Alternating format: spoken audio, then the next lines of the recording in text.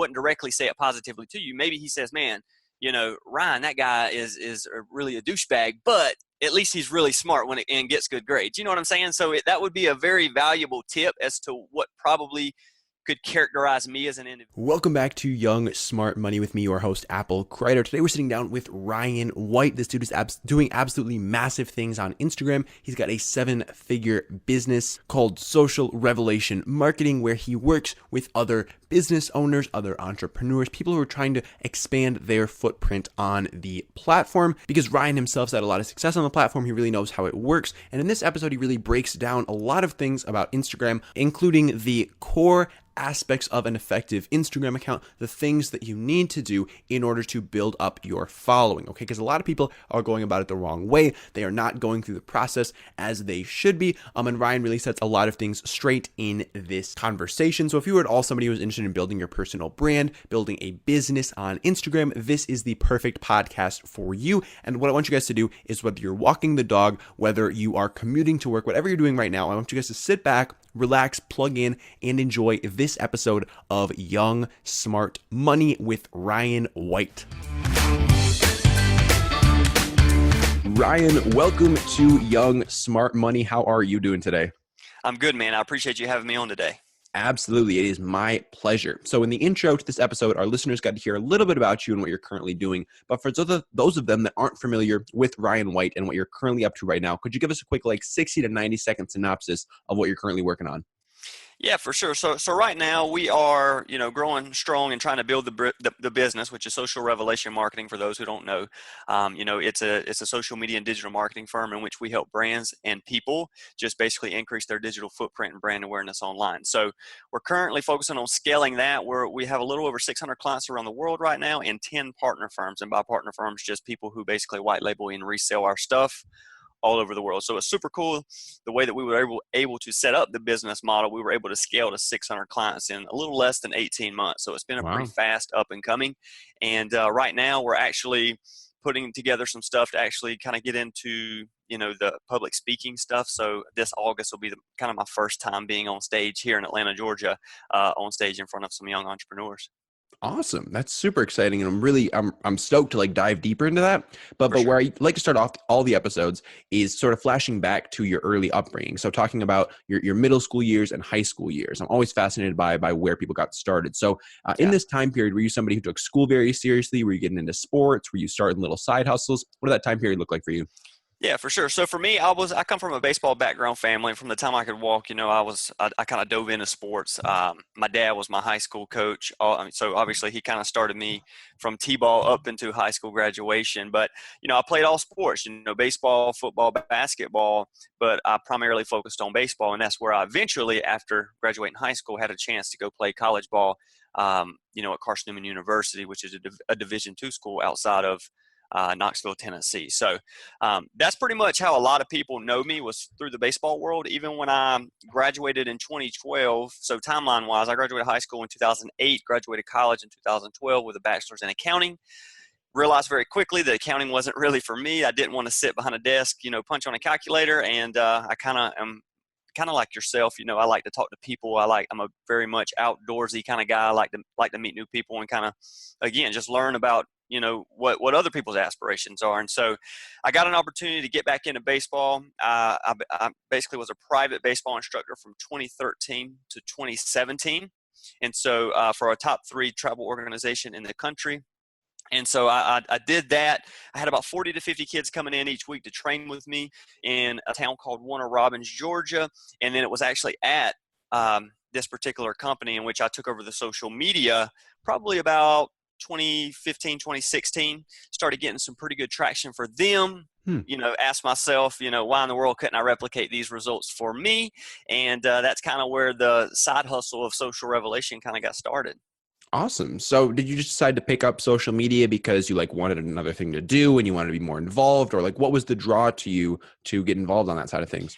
For sure. So again, the company I was working for, I was the youngest in the office. So I kind of got naturally thrown the social media, being the millennial, if you will, quote unquote, although I'm a little older than the millennial generation. But, being the youngest, I was thrown into that. I was getting some pretty good results for them. And then, I just figured, let's go duplicate these results and see what I could do for myself. And I started to kind of think more about passive income. Is there potential to make more money? I knew it was a very lucrative space. And so I kind of just split tested, man, and done a ton of research and studied the greats who were already killing it for about a 3 to 6 month period.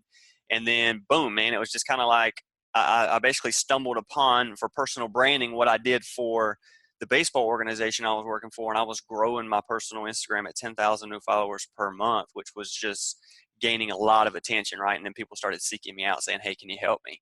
And that's kind of how I got off the ground. Yeah, absolutely. So when did you start to see like the potential in a personal brand? Because it sounds like prior to this, you weren't really thinking about personal branding or For like sure. building up yourself as an authority. So when did you start to see the Yeah. potential there?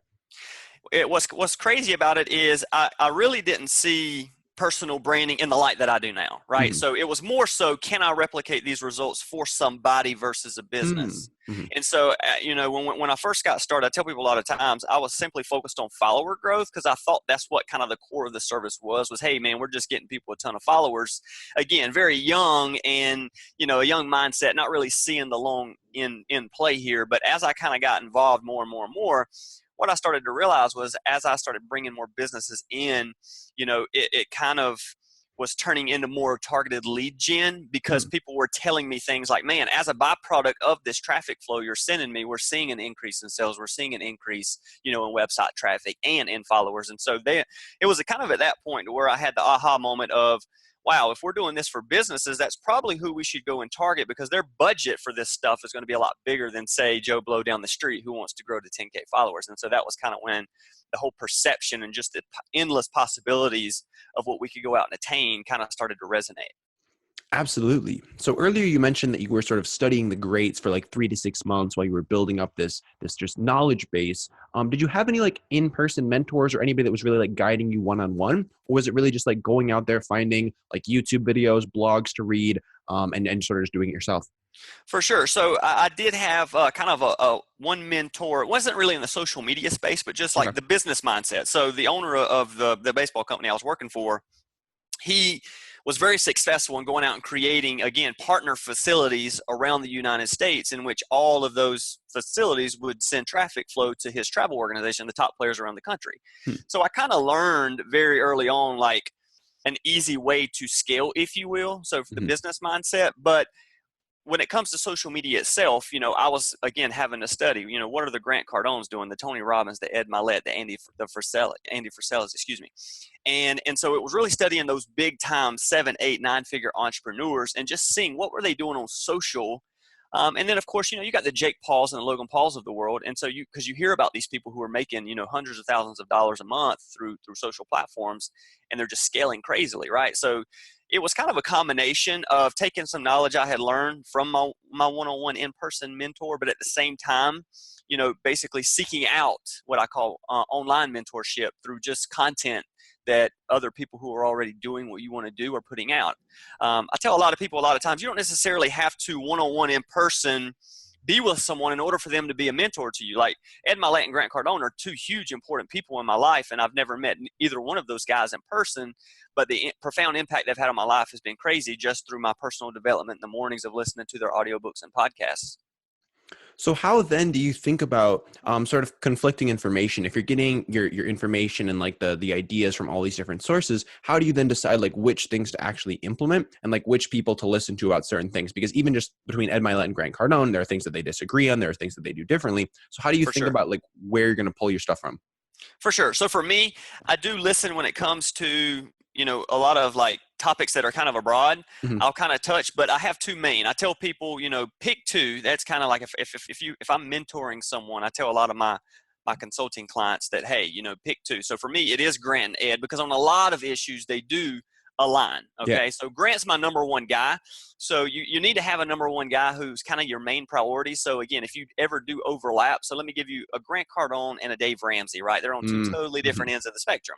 So that would be a situation as to where I would kind of have to lean into one way or the other. Sure. Doesn't really matter which way you lean into. It's just you want to pick one or the other and ride with that person. So I kind of overlap a little bit with Grant and Ed because again, they are very similar, but if there's any kind of core key differences, Grant's my guy because just what he's been able to do, man, it's crazy. Like he's doing like biblical things. And he even made a statement where he's like, dude, I want to do something biblical when I leave this earth, where people were talking about my name literally for 2,000 plus years. It's crazy. Wow. So how would you advise the 16, the 17, the 18-year-old listener right now to go about finding their two, like their Grant Cardone and their Ed Milet? Like For sure. how can they start to develop or find these people that they can begin to look up to and gain wisdom and knowledge from? 100%. So for me, it started with just doing a little bit of recon, like get with people who are in the entrepreneurship space and ask them, hey, who do you listen to? And Hmm. compile a list. Maybe write down 5 to 10 names. And then really, if you're if you're a teenager, late teen, early 20s, for you, you have so much time. It's really just getting involved and see who resonates more with you, because an Ed Milet, the way he says things may hit home with you more so than the way Grant does. So really, it's just compile a list of 5 to 10 that are very well known, that are very successful, who are doing what you want to do, and then just dive into the content. So the best thing that you could do is someone like your age, which, by the way, I have a younger brother who will be 21 in December. He's 20 years old, so he's literally your age. And the thing that I tell him right now, he's a college baseball player going into his junior year. So right now he's focused on college baseball. He's not really thinking, hey, what am I going to be doing for the next Hmm. 30 years of my life, right? I've been through that kind of phase of my life as well. But one thing that he can do, which I continually to reiterate to him, is, hey, every morning as part of your daily routine, you can still invest into your personal development, right? So, listen to a podcast, listen to an audiobook. And if you listen to enough of these things, after 3 to 6 months, you're going to have a pretty good idea on, who do you generally learn, and you're able to basically take that knowledge, and apply it to your life. Which person, and then you can kind of lean in more to that person and roll with them over the next 5 to 10 years. For me, that's kind of how I did it, and I just, first book I ever really got into that just like hit home with me was Grant Cardone's 10X, and then Sell or Be Sold. And for just what he did for me after reading those, and the way that I was like fired up to go, obviously run through a wall, I knew immediately that he was my guy, right? And so I've been a Grant Cardone advocate ever since, because he literally got me off the sidelines and put me on the playing field. And it's that kind of energy. That's what you're looking for in a mentor. Someone who can give you that kind of energy is who you want to follow. Absolutely. So how do you balance the sort of the learning phase and then the applying phase, like sort of getting off the sidelines, like you said, and getting onto the field? How do you think about that? Like, how does a listener who's maybe like 18 years old know Right. when they're ready to like make that leap into actually taking action and sort of like pull back a little bit from all the content consumption? For sure. So for me, I try to apply. So I listen to a podcast episode or either 2 chapters of an audiobook a day. Okay. Okay.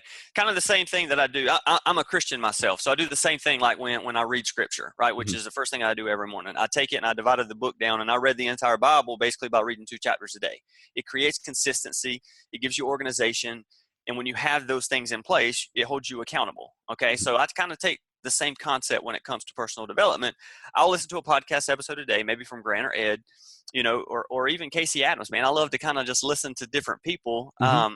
And even with Casey, like just listening to Ed Milet's interview with him is another way that I can kind of get information from Ed. But after I get done with that, I sit back, I reflect, and I'm taking notes basically throughout this podcast. And then I try to take at least 3 things that are highlighted on that particular episode, and I try to immediately go implement that in my day that day. And so it's basically taking bite-sized chunks that you can basically digest, so that you're basically stepping across these small stepping stones to eventually you look back in 6 months and you're like, wow, look how far I've walked, right? And so kind of the same thing with an audiobook. Read your 2 chapters, make some notes on it, and then pick 3 things that you can go directly apply that day. And then for me, like those 3 points, I'm always tracking in the notes section of my iPhone, so that if I ever need to go back, 3 main things that resonated with me, and it's a really, really, really good thing. And so you can continually, like, again, it's just investing into lifelong learning. The biggest thing that I've noticed with a lot of kids is, like, especially as they come out of high school and as to college, is they get so excited, and I did the same thing, to get school over with. They stop basically investing into personal development, and they never buy into the concept of lifelong learning. And I feel like when you go back and you look at us as individuals, we're constantly changing, right? The reason that you're able to grow so much is from a 5-year-old up until, say, an 18, 19, or 21-year-old who's graduating. you know that you're exposed to so much information as you're going through school, like from shapes to the alphabet, literally to history and all of these different things. That new exposure to information is what allows us to grow as humans. And then it's like we get out of school and we stop basically getting exposed to new information because we're tired of school. And that's when we actually start to stall in our growth. Right. And so Ed Milet said it perfectly, but as humans, we literally lose 10% of our exoskeleton every year, right? Our digestive tracts actually replenish every 4 days. And so what's crazy, even on a cellular level, as we're sitting here right now, we're constantly being replenished and changing and adapting. We have to continue that same process even throughout the course of our life, even when education, high school and college stops. And so that's why I feel like personal development is so huge for us, because if we ever stop getting exposed to new information, literally our growth and our success will stall as well. So Mm, that's the truth. And I mean, yeah, I see so many people around me, especially in the college environment, who are just like ready to get out the door with their diploma and just be done with it. But like it's always like consistently pursuing growth, consistently pursuing new information that can allow you to get to that next level, achieve your goals. Because yeah, I mean, you're either growing or you're dying. And like you 100%. got to make sure that you're always taking in that new information and moving yourself toward the place where you want to be. For sure. I couldn't agree with that more. Yeah, for sure. So let's bounce back now to Instagram, okay, and social media, primarily Instagram, and talk a little bit more about your experience, like getting involved in this space. So for a listener who maybe is interested in building their personal brand, maybe they're starting an agency, somebody who wants to learn more about social media, can you give us first just like a foundational, like what are the core pillars that you need to implement on, I'll say Instagram in particular, to be successful? Like what are the basic things that you need to make sure are in place to have a successful Instagram presence? For sure. So the biggest thing, if you follow me or listen to any of my other episodes, it's I won't go too deep into this because you can listen to any of the other ones, and Sure. I do dive into it. But number one, you have to have vision, right? You got to know how you want to be perceived in the next 5 to 10 years. It does no good to go put out all this stuff about you being in the gym and fitness if your end goal is to, hey, become a massive entrepreneur, or social media expert or whatever. Hmm. So because then you have to basically clean the slate and start over. Mm, So number one, before you even get started, if you're kind of at phase one, okay, just ask yourself, what do I want to do? Do I want to be an educator? Do I want to be a social media influencer? Do I want to be considered a professional athlete? Or do I just want to be an expert in whatever field or that may be? So once we have that figured out, we need to basically align our bio with that. So I tell people, your bio literally is your resume, okay? That is the first impression that a cold lead coming to your page is going to see of you, okay? So we need to make sure that we basically format that as professional as possible. So if you're a seven-figure earner, put it in there. If you've won any awards, put it in there. If you got some crazy achievements, wrote a book, anything like that, put it in there, because we're trying to basically set the foundation for what's coming in our feed, okay? And then as far as content, take time. I can't stress this enough. Take time to invest into your content. Don't just go snap a photo just to get something up on Instagram. People, it's statistics show that when someone comes to your page, they look through about 9 to 15 of your photos. Okay. And that's how long you have to capture their attention and to intrigue, to see if they're in, or basically not capture their attention and make sure that you have basically put out enough energy that there's enough that they want to go and follow your page. And so if you don't, you need to do that in 9 to 15 photos. If they go through the 9 or 15 photos and don't see value there, the odds of them going and keeping and scrolling through your feed is probably not going to happen. Okay. So for me, hire a professional photographer. If you can't do a professional photographer, that's fine. iPhones now, will work just fine. Grab a friend, go do something on the weekend, maybe dedicate a Saturday to where you're only taking, quality images so that you can go and repurpose across your social channels. Once we do that, I tell people, really take the time to invest in, being consistent in your posting. Okay. So sometimes we can't always post daily, but I say a minimum 3 times per week. Okay. If you can't commit to that, at least commit to posting a story a day, because you have to be active on the platform. The algorithm itself actually rewards activity. Okay.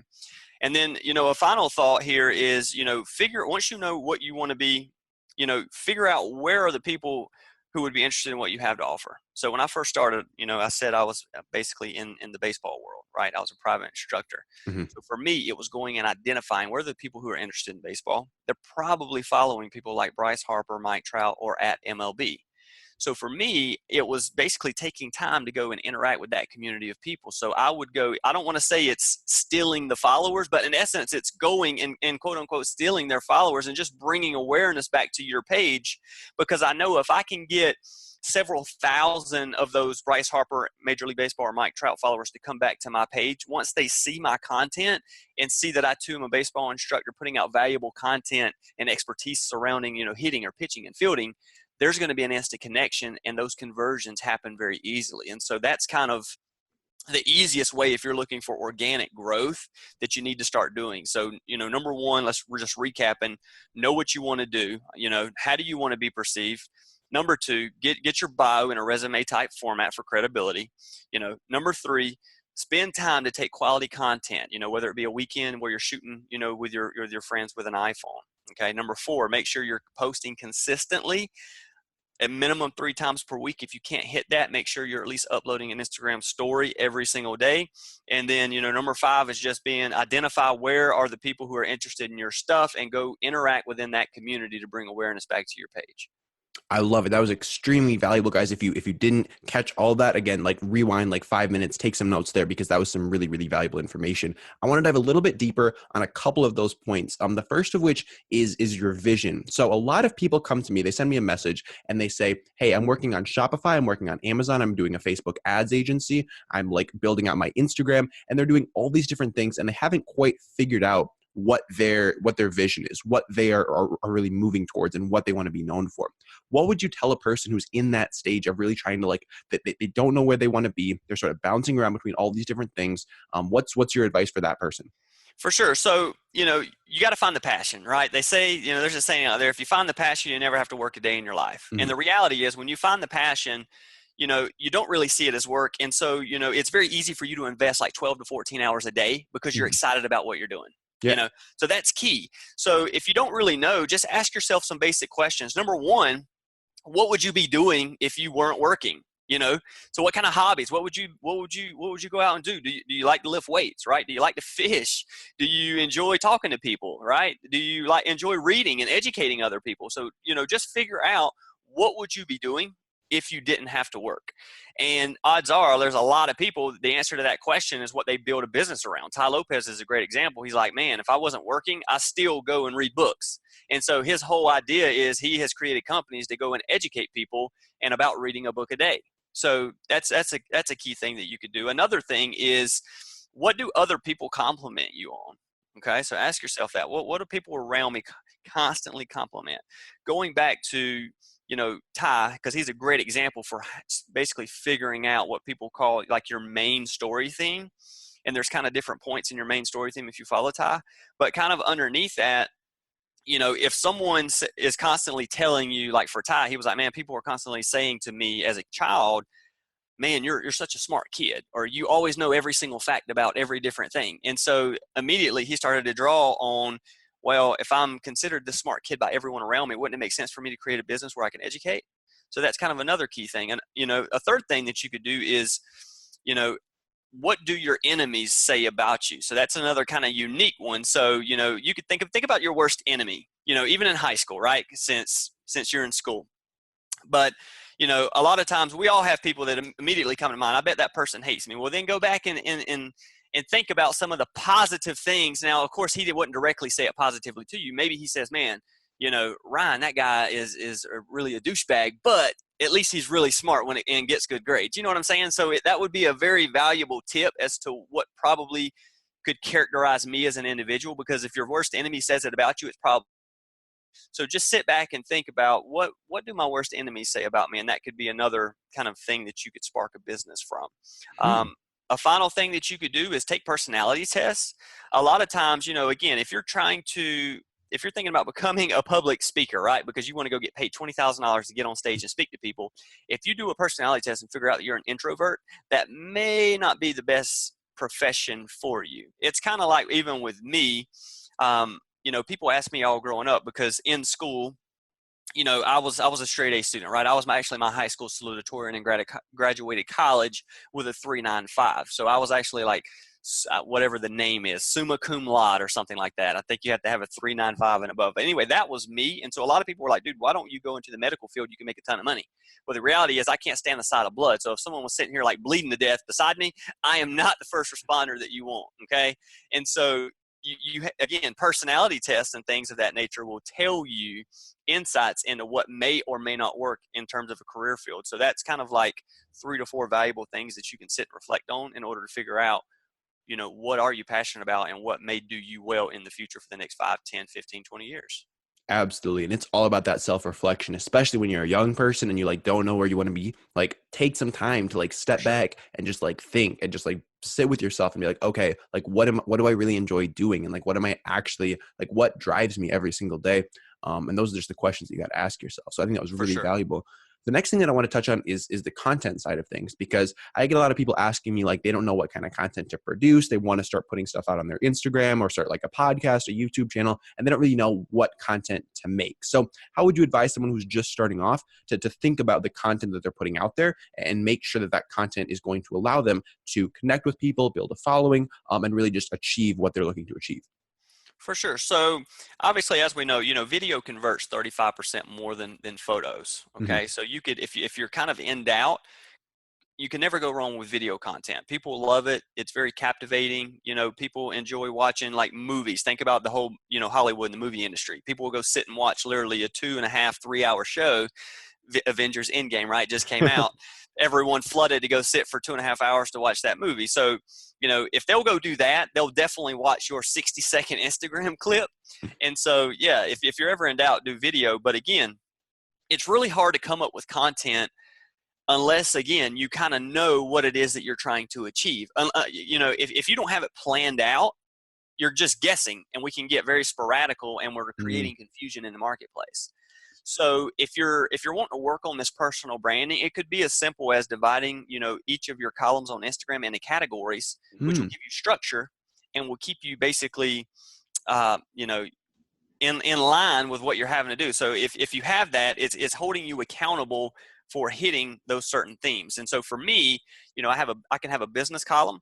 I could have a column where I basically put nothing but my interviews like this because I have video templates that I do. So it's basically a value column. And then I have one column kind of geared toward my personal life. So all things not business, right? Just so they can get a behind the scenes look into who am I as an ordinary, everyday kind of guy. And so you could do that. Just start posting stuff, maybe personally about you hanging out with your friends. Maybe then you can post something motivational quote wise if you're trying to get into entrepreneurship, and then try to have a video column where you're posting nothing but where you're giving value, to other people. And it could be even like a repost column. So hmm. there's so many different things that you could do when you break your sections, or columns, excuse me, into categories. And that's a great way that you can do it too. And if you're just struggling with this, study people who are growing really well and already killing it, kind of like I did. Go draw inspo from other people. And then, if that doesn't work for you, just call up a social media agency like us, or reach out to a video content creation team, and they'll probably be able to give you a little bit of direction on what you can do as well.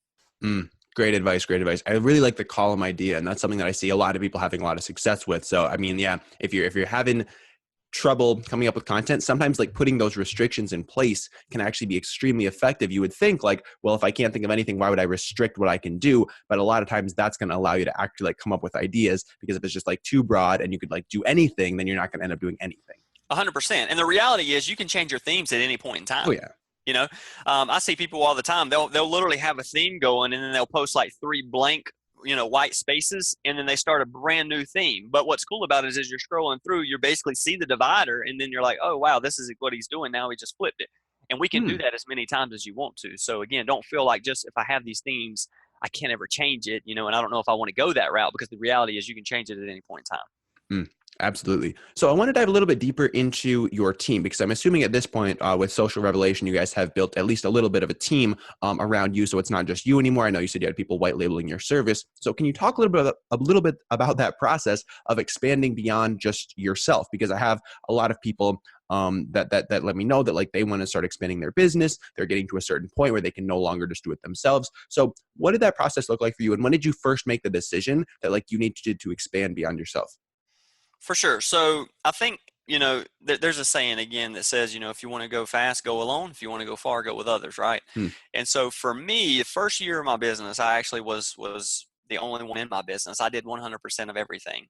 And because, when we first start a business, we think as business owners, we got to pocket as much money as we can, right, to stay afloat, because most businesses, as we know, fail within the first 2 years, right, Hmm. if it's going to fail.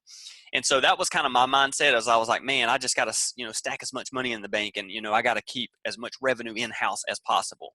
And the reality is, you know, in order to go as fast as you want to go and to get bigger, you need bodies, okay? And so it's really being able to set that foundation. And I kind of did it a little bit backward, because this was like my very first business that just kind of just took off very quickly, right? And so I'll kind of give you a little insight as to how it got started. But, initially, like most people, I was out trying to get my own clients, phone calls, in-person meetings, et cetera, et cetera. Well, in order to scale to 600, that's a whole lot of phone calls and meetings that I got to have. Hmm. So I kind of sat back and I said, let's think about this for a second. How could I tap into more people with basically without having to invest that amount of time that it would take to do one-on-one meetings. And so there have been marketing agencies around since forever, right? Selling billboards, radio ads, TV ads. They've always been around. And so I had this idea: social is such a new thing, and we were able to go and get results that really no one else can get. Let me go and try to pitch some of these large agencies that already have, say, 50, 100, 200, 300 clients, get them to see value on what I'm doing, and then maybe white label and just add my service to their already existing pitch deck. And basically it's a win-win-win. Their client, gets exposure to social media services. They get to make a cut on that money, and then I get to make it, money on basically my wholesale contracts with that agency. And so Hmm. I did this I flew to Detroit, Michigan, and I met with a CEO and a team there. And I think, again, I place tremendous value on basically getting in bed with business partners that I truly trust and kind of believe in the same things I do.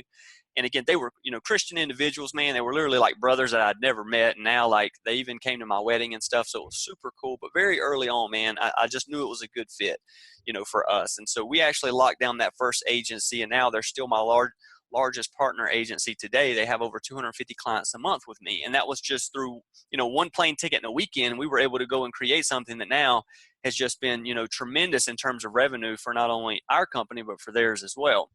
And so because that model worked so well, I went from Detroit, down to West Palm Beach, Florida, did it again, went to New York, did it again, LA, Australia, we did a Zoom call. And then we even have one in Vancouver, Canada, and one over in Europe as well. So we've eventually scaled out into 10 partner firms, and we're working on 11 and 12 now as we speak. But what's super cool is, as they have their own sales team, obviously going out and selling this stuff to their own client base. Well, anytime they sell social media stuff, it was all basically coming all back to me for fulfillment. And so I was able to kind of sit at home, focus on the supply side, and I was just constantly raking in every single day these new clients because of, the partner firms that I went and built. It was all based on relationships. And so, well, you can imagine me being a one-man show. Very quickly, I had more people coming in than I really wanted to invest sitting at a computer each day. And so it was in that moment where I'm like, man, I'm sitting here 14, 16 hours a day. Like, at the time, I, was dating my wife. Okay. And I knew it was serious, and I didn't have a ton of time to invest in outside activities with her. And I was like, something's got to give. Like, I'm going crazy. And so it was in that moment where I was like, hey, I need to free myself up in order to be able to take it even a step further. And so I finally, hired my first personal assistant. And very quickly after, I hired my second personal assistant, and I put them basically in charge. I trained them 3 to 6 months, and I put them in charge of fulfillment, which allowed me to free up. And that was kind of about the time period, which, by the way, greatest decision I ever made. Okay. Because, there are just some things as a CEO you don't need to handle. And it took me a long time, or a little longer than most, to figure that out. But now I realize the importance of having a foundation and building a team, because it was having that individual in place that allowed me to free up and then go do media interviews like this. It's what allowed me to sit here and talk to you and do this interview and go on live television and do 50 media shows since November 2018, which I've now been able to do because of that. And so, man, just in terms of scalability and taking a load off my plate, it's been huge. And one of the hardest things you'll ever do as a business owner is finding someone that you'll bring into your business that actually cares as much about your business as you do as the owner. And so that was what was really tough for me, was trying to get over that hurdle. Um, and so, yeah, man, it's been a really good thing. And I encourage anyone out there who's literally just devoting like crazy amounts of time in their business, maybe go look to outsource some of that stuff and hire some human resources. So. I completely agree. And like the decision that I made to start bringing on VAs into my business has been completely revolutionary. Like it has freed up so much of my time, and it's people get in their heads a lot. I was on the phone with this guy yesterday who wanted to start a podcast, and he had all these ideas in his head of like how expensive it would be to hire somebody to edit his podcast and to do all the social media stuff. And when I told him like how much it was costing me, his mind was just blown because of how inexpensive it was. And a lot of times, again, people get in their heads about these things and they think they're like, oh, this will be so expensive. Like I can't afford to hire somebody. But there are ways, and there are places where you can find very cost effective labor to do things like edit podcasts, to fulfill social media growth. Like there are so many more just options out there to people than they really realize most of the time. For sure. No, VAs is a huge thing.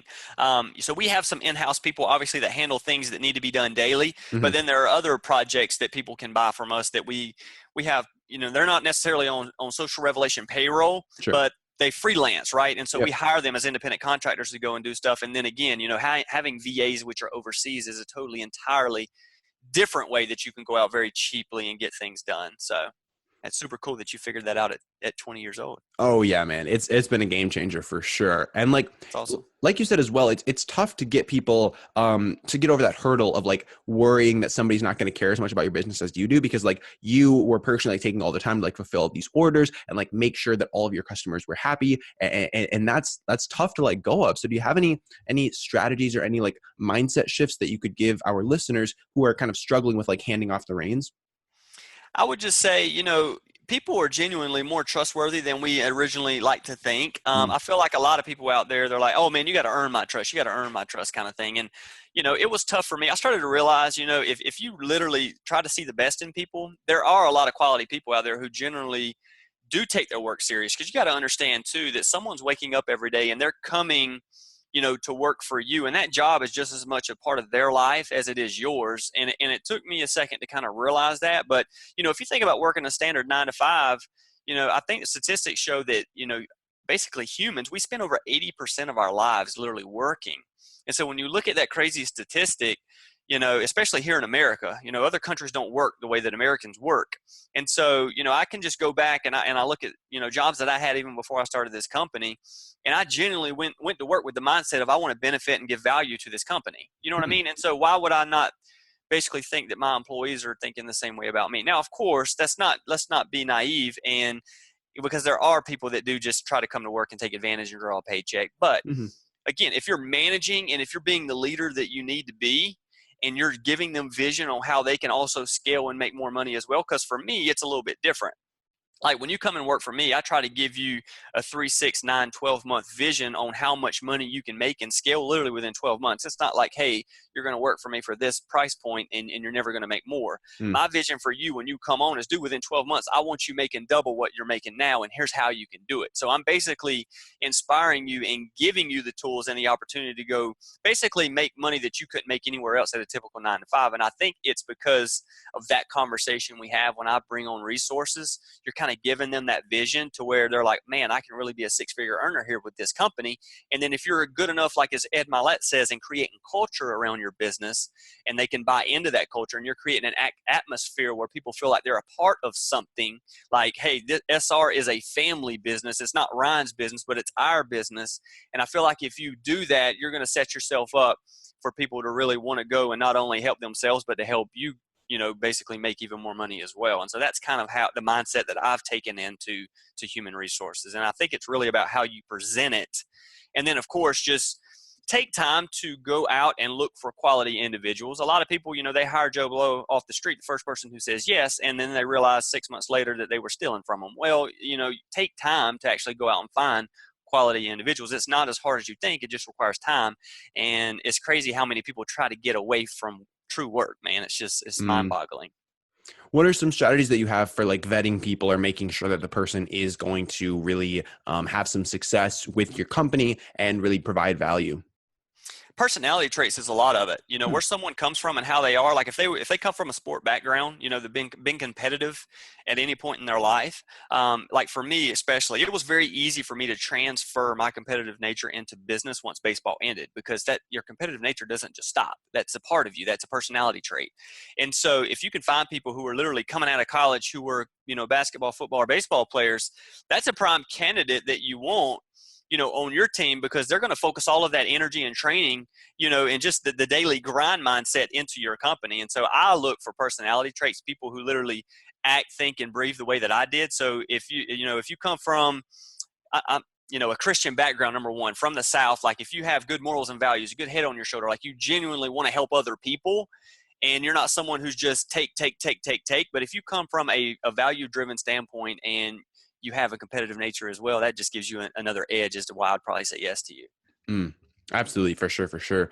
Can you talk to us now about some of the challenges that you faced with your business? Because I'm sure, like scaling up to the point where you're at now, there have been a lot of hurdles, some roadblocks, some like growing pains. So, what have been some of the most like notable or challenges that you think could bring the most value to an audience of younger listeners? For sure. So, of course, you know, like most people, it hasn't always been an upward trend. Yeah. Um, you know, again, there are definitely hurdles you have to get over. I think for me, it's more of the mental game on, you know, trying to just take that initial leap of faith. I feel like, you know, especially as young people and really as parents, I see, you know, all these people that have great ideas and aspirations to go and create a business that they're truly passionate about and would literally change their life. And so why don't they do it? And so for me, you know, I was in my head a lot too. Like I actually had this idea to go and start something for 2 years before I really acted on it. Wow. Simply because, you know, and a lot of common things that you get or the security of a paycheck coming in, right? The end, you know, every 2 weeks or the first of the month. And the reality is, you know, when you sit back and you try to remove yourself from it, you're putting your hope, honestly, in a false sense of security, because the reality is you can be cut from that job at any point in time. You know, take my parents who are educators, you know, for the state. Mm. Um, Although they have tenure, the reality is, you know, teacher contracts have to be renewed every year. And on a board of education of 5 people, three out of 5 votes say, hey, we're not renewing this contract, and you're out of a job for the next 12 months. You're back at square one. And so for me, I try to take on the mindset of I'm going to put the financial responsibility of my future family and kids in my own hands versus someone else's. And so it's easy for me here, based on what I know now, to look back at my younger self and go, hey man, get started earlier. Because one piece of advice I would give get it earlier, man, because that's another 2 years you would have had, and where would we be, you know, if you had a 2 year head start? But I think, you know, again, I've been in that place, and so I understand struggles that we have, especially mentally, on just taking that initial leap of faith. But you know, risk versus reward. You know, there's a very big risk there, but the reward is just can be so beneficial to you. And when there's a saying, even in entrepreneurship, you can be dead broke for 4 years, and year five, you're a millionaire. So the reality is, would you not rather make $20,000 a year working for yourself and living your life on your own terms versus hating what you're doing, making six figures a year, you know, being told when you can go to work, when you can leave work, when you can eat, when you can go to the bathroom, how many vacation days a year you get. The list goes on and on and on. And then the reality is that could be pulled out from underneath your feet in a matter of seconds by someone else. So that kind of has been my strongest hurdle, because the business was very successful very early on. I didn't have a ton of struggle, honestly. And so that's why I feel like I'm truly doing what I was called to do, because if it's meant to work, things generally work, especially going back on my faith. I feel like now it has been such an easy road, honestly, the seven figures for me, because I feel like my head's been in the right place. I've kept the faith, and I'm doing what I was always called to do. Mm. So that's just kind of my version. That's huge. That's huge. And I think that really provided a lot of value for a lot of listeners. Ryan, I've really been enjoying chatting with you. I've got some questions that I'd like to ask all of my guests before we wrap up the show. Are you feeling ready for those? Let's do it. Awesome. The first thing that I'm curious about is, what is something that genuinely has Ryan White excited right now? This could be in your business, in the wider realm of like social media, but like what's something that genuinely has you excited? For sure. So for me, it's probably getting my wife to go through the exact same strategy I did over the last 2 years. So she's been actually working as a personal assistant for another business owner. And June 1, she's actually leaving that behind. I told her once we got married, because we got married March the 9th, shout out to her, and got back from our honeymoon. And so, now June 1, we're actually focusing all of our attention on getting her to go and basically create something again that she's passionate about so that she can also go and live her term or her life on her own terms, basically. And, as any young couple, we want to be able to travel the world and make money online, as long as we have a Wi-Fi connection. So that's kind of what we got stored up for her. I love it. Ryan, what habits do you have that have served you particularly well? These could be in business, in your life, but like, what are the things you do on a regular basis to help you get to that next level?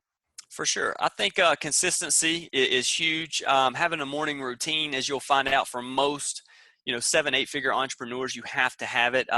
For instance, when I wake up every morning, it's giving myself the first 30 minutes of my day, then reaching for my phone and giving the world the first 30 minutes of my day, because now, it allows me to be able to wake up and put myself in a positive mindset before I go out into the day, to where I'm ready to attack the day, versus, a lot of people, the first thing they do when they wake up is they grab their cell phone, and maybe there's, a message on there from someone who they don't really like very much. Right. And it immediately throws off their entire day. And so, again, it's taking time to give you the first 30 minutes of your day, like where I do, again, I do my scripture reading, and then I work on my personal development. And by that, I mean, I listen to a podcast episode of a mentor of mine, or I listen to 2 chapters of an audiobook, or sometimes both. It just kind of depends. But just really giving yourself the time and just being consistent with that. There's a formula for everything in life. You want to lose 15 pounds, basically burn more calories than you're taking in, and you'll lose the weight, right? Same thing is said for success. If you do A, B, and C, it's proven you'll get X, Y, and Z. And so part of that formula, I really feel like, is having a personal development set aside, having a morning routine, being consistent, drawing inspiration from those who are doing what you want to do. And if you continue to do that literally on a day-by-day basis, you will be successful. So. Absolutely. So I know you're putting out a lot of content across social media. What kind of content are you consuming? I know you said audiobooks, you said podcasts, you mentioned Grant Cardone, Ed Milet, Casey Adams, and any other content creators that you're consuming right now?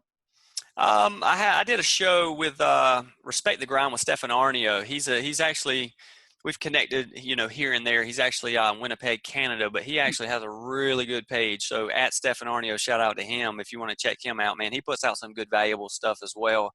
And, basically, again, sticking to the 2 core people, I'm definitely Ed and Grant, and then other people like yourself, after I've done this show, now that we've kind of connected, I'll definitely go and listen again to some of your past episodes to see what value I can draw from past guests that you've had as well. And I think it's just buying into the sense of lifelong learning. Never feel like you're too good, or you've now reached the age to where all that stops, because the reality is the moment that stops, you really are putting, limitations on what you can go and earn, as that's basically the main provider of your family one day. So. That's the truth. Ryan, another thing that I'm always very curious about with the guests that I have in this show is the things that they do that don't scale. So give you a quick context what I'm talking about. Every single day I'll go pull out my phone, go to my new followers on Instagram, and pick like 5 to 10 people randomly to just send a video DM to, basically being like, hey, Ryan, how's it going? Thank you so much for the follow. I really appreciate it. Let me know how I can provide value to you or in any way. Have a wonderful day. Something super simple like that. It's not something that I bring one of my VAs just send out to everyone. They're things that I like to keep personal, to start a one-on-one conversation with people. So is there anything that comes to mind for you that has that personal, like Brian White touch to it, something that you don't scale, or anything that comes to mind? Yeah, for sure. So, again, I get reached out to every day on social, as you can imagine, with my following. So hundreds of DMs a day. I try to genuinely pick 3 individuals every single day. That, again, if you're not just saying, hey, bro, give me a shout out, but if you genuinely take time to, maybe tell me a story, maybe you heard a podcast episode and you're telling me how it helped you or it resonated with you. And if you're truly taking, and I can see effort, I try to respond to 3 individuals in my DMs every single day. And so I feel like that's part of me giving back, because again, we all need help, in order to get to where we are. I had help to get to where I'm at. And so, of course, I want to obviously give back and help others get to even to where I'm at. And so that's kind of a personal touch. Matter of fact, I think you and I connected on Instagram DM as well. Absolutely. So yeah, the power of the DM, man. It's awesome. It's huge, dude. Like the last 4 guests that I've had on my show have all mentioned like DMs in some way, shape, or form. So I think it's just really interesting how that's where business is going down. That's what's up, man. Yeah, it's definitely revolutionary, man. It's changing lives. Absolutely. So, Ryan, you've been dropping so much value on our listeners. Where can they go if they want to follow up with you, learn more about you, what you're doing, and just connect with you further? For sure. So I have a personal website. It's just officialryanwhite.com. And if you want to follow me on social media, Instagram's probably the best channel for that. And my username there is just at Ryan White. Awesome. I'll be sure to link up both of those in the show notes below. Ryan, do you have any last closing thoughts, words of wisdom, or anything that you want to close out the show with here today? I would just say, man, that the biggest thing is like, mentally, we cannot acquire what we first do not basically accept or choose to believe. We have to first see ourselves as being a 6 or 7 figure earner in order for the universe to open the space mentally for us to go and achieve that. So, don't put limitations. And when people say the sky's the limit, it's so cliche because we've heard it so much. But the reality is, have the Grant Cardone mindset where, hey, man, I want to do something biblical. And so when you walk around daily with the mindset of I want to do something biblical to where people are talking about me for 2,000 years, he's creating so much mental capacity for him to go and attain so much each and every day to where now, he's managing $1 billion in assets. So, final piece of thought I tell a lot of people is there's a snowball sitting at the top of everyone's mountain. All that thing needs is a push. And, once it gets rolling down the mountain, it's going to continue to accumulate until eventually you're going to look back and see how far you come. But, if you just sit around and we're constantly just thinking and hoping for things to happen, it's not going to happen. There's a saying that faith will always be more than hope, right? Faith is greater than hope. And so it's not walking around hoping for good things to happen to you, but it's being faithful that knowing if I go out and put massive action behind these thoughts, right, that it's holding true to the faith that these things will happen for me. I'm not going to sit around and hope to make $1 million. I'm going to go basically bust my tail to make $1 million and have the faith that it is going to happen one day. So That's the truth, man. Massive action is required. Ryan, thank you so much for your time. I really appreciate you choosing to spend it here on Young Smart Money. For sure, man. I appreciate you having me, and I know we'll do more things in the future. Absolutely. All right, well, that's going to wrap it up for this episode of Young Smart Money. Again, if you guys did enjoy the show, do remember to leave us a 5-star review on iTunes. It really does help us get in front of more people with the show. It helps you hear from even more amazing guests. It just makes the world go round when you do smash that 5-star in iTunes. And if you guys want me to shout you out in my Instagram story, I am always up for that. So if you send a screenshot of your review to Apple Crider Official on Instagram, shoot me a DM of that or just tag me in it. Would love to repost it on my short story and give y'all a shout out there. Otherwise, I hope you guys do have a wonderful day, whether you're out walking the dog, whether you are at the gym, whatever you are up to on this fine day. I hope it is a splendid one, and I will see you in the next episode. Have a wonderful day.